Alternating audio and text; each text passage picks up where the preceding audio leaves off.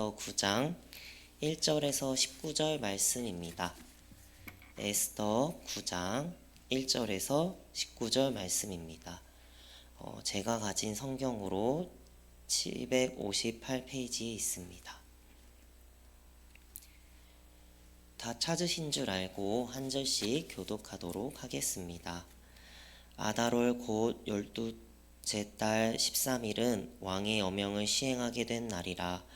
유다인의 대적들이 그들을 제거하기를 바랐더니 유다인이 도리어 자기들을 미워하는 자들을 제거하게 된 그날에 아하수에로 왕의 각 지방 각 읍에 모여 자기들을 해하고자 한 자를 죽이려 하니 모든 민족이 그들을 두려워하여 능히 막을 자가 없고 각 지방 모든 지방관과 대신들과 총독들과 왕의 사물을 보는 자들이 모르드게를 두려워하므로 다 유다인을 도우니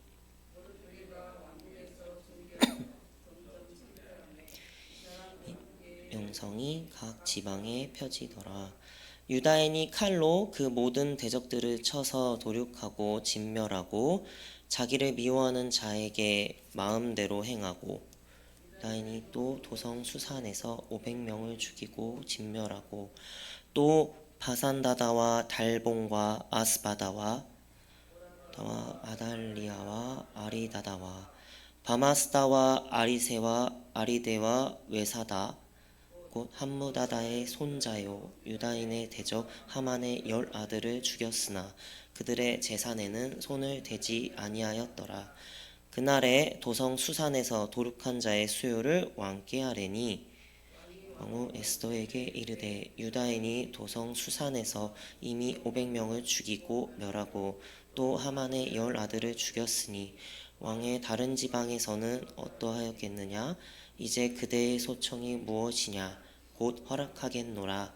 그대의 요구가 무엇이냐 또한 시행하겠노라 하니 에스더가 이르되 왕이 만일 좋게 여기시면 수산에 사는 유다인들이 내일도 오늘 조서대로 행하게 하시고 하만의 10아들의 시체를 나무에 매달게 하소서 하니 왕이 그대로 행하기를 허락하고 조서를 수산에 내리니 하만의 10아들의 시체가 매달리니라. 아달월 14일에도 수산에 있는 유다인이 모여 또 300명을 수산에서 도륙하되 그들의 재산에는 손을 대지 아니하였고 다른 유다인들이 모여 스스로 생명을 보호하여 대적들에게서 벗어나며 자기들을 미워하는 자 7만 5천 명을 도륙하되 그들의 재산에는 손을 대지 아니하였더라.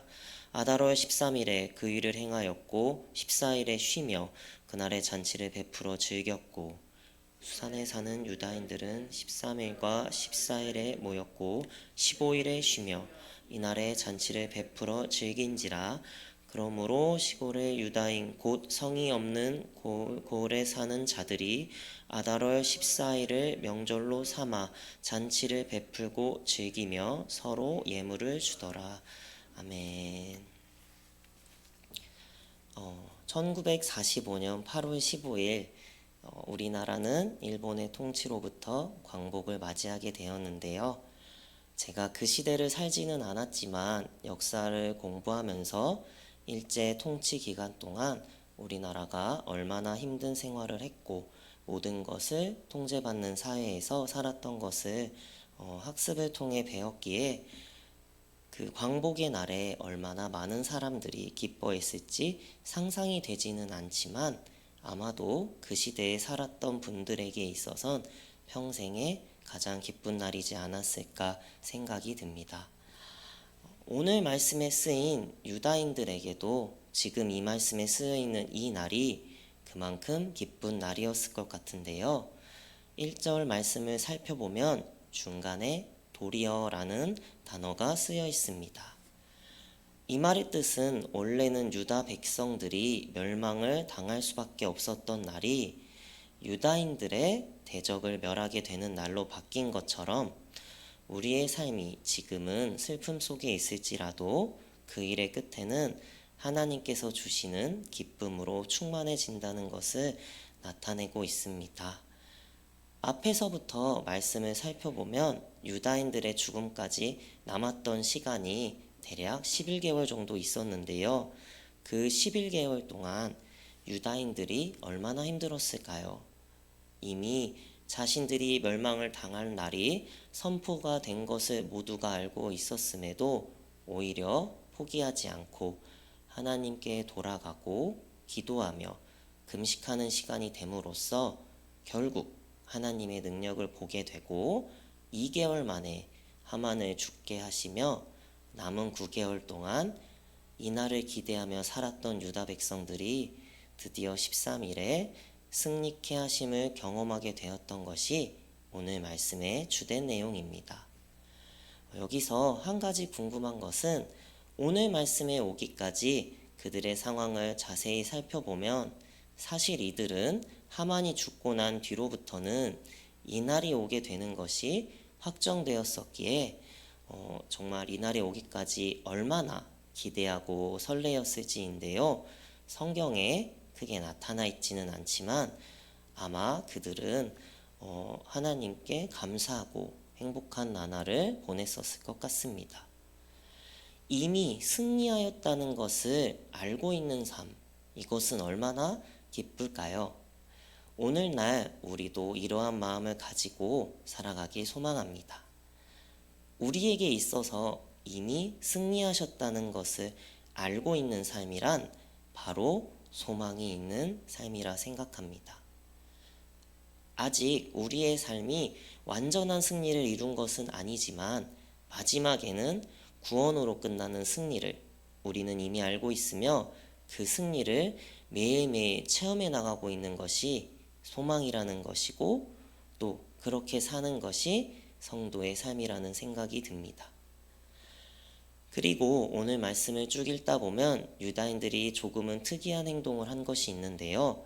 먼저는 조서의 내용에는 그들을 전부 죽이고 재산까지 탈취해도 된다는 조항이 있었음에도 성경에는 3번씩이나 그들을 모두 죽이기는 했지만 그들의 재산을 탈취하지 않았다고 합니다.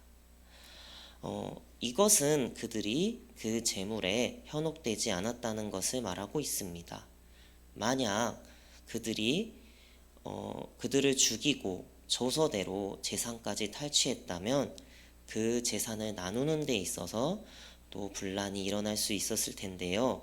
그것을 건들지 않았음으로써 하나님께서 주신 승리를 온전히 누릴 수 있게 되었다는 것입니다.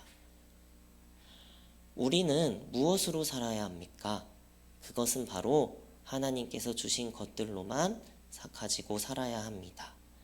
갈라디아서 5장 24절 말씀을 살펴보면 그리스도 예수의 사람들은 육체와 함께 그 정욕과 탐심을 십자가에 못 박았느니라. 아멘. 우리가 삶을 살아가는 데 있어서 정욕과 탐심을 못 박는 삶을 살아갈 때에 하나님께서 우리에게 모든 것을 공급해 주신다는 것을 온전히 믿게 되고 믿음으로 살게 되는 은혜를 누리는 성도의 삶을 살아가게 되고 또 저희가 그렇게 살아가게 되길 진심으로 축원합니다. 조금 더 나아가서 하나님께서는 오늘 말씀을 통해 우리에게 어떤 말씀을 하고 싶으셨을까요? 일단은 오늘 말씀의 주된 내용을 간단하게 말하자면 멸망으로부터 구원을 받은 유다인들이라고 볼 수 있는데요. 이것은 인간의 계획으로 생겨난 계획이 하나님을 통해서 하나님께서 원하시는 방향으로 바꾸어 가셨다는 것을 알 수 있게 됩니다. 인간적으로 바라봤을 때 절대로 해결할 수 없다 생각했던 일도 그들의 간구와 기도를 통해 하나님께서 이끌어 가시는 것을 보면서 이것이 바로 하나님의 역사임을 알 수 있게 되는 것이죠. 에스더서를 잘 살펴보면 신기하게도 하나님이라는 단어가 등장하지 않습니다.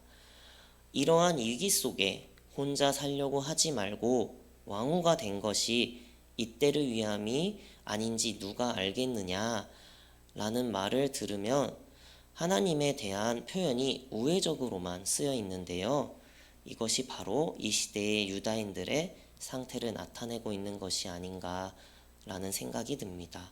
당시의 유다는 가장 강력한 제국이었던 바사 아에수아로 왕에게 다스림을 당하고 있었으며 왕의 총애를 받았던 하만과 그의 무리들에 의해 통치를 받고 있던 것처럼 겉으로는 유다의 백성들의 삶이 그들 손에 달려있는 것처럼 보였지만 그 역사의 주관자가 사람이 아닌 바로 하나님이라는 것을 우리에게 알려주고 있다는 것이죠.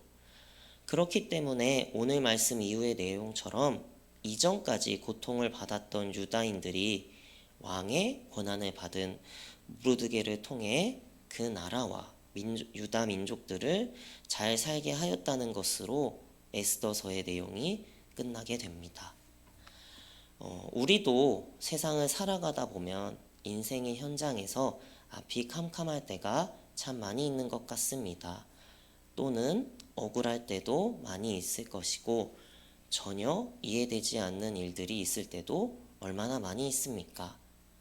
그리고 매일매일 열심히 기도를 해도 하나님께 응답을 받기는커녕 상황이 더 안 좋게 흘러갈 때도 있습니다. 그럴 때마다 우리는 무슨 생각을 합니까? 하나님, 언제까지 기다려야 합니까? 라는 생각을 많이들 하실 텐데요. 저 또한 이런 생각을 할 때가 많았던 것 같습니다. 그러나 오늘 에스더 말씀을 살펴보면 그 앞이 보이지 않는 순간에도 절대 믿음을 놓치지 않아야 된다는 것을 에스더서의 역사를 통해 알게 되는 것 같습니다. 비록 우리의 눈에는 보이지 않지만 역사의 배후에서 역사의 흐름을 주관하시며 통치하시는 우리 하나님을 바라볼 때에 모든 일을 선하게 이끌어 가시는 하나님을 찬양하며 살아가는 저희가 되길 진심으로 축원합니다. 기도하시겠습니다.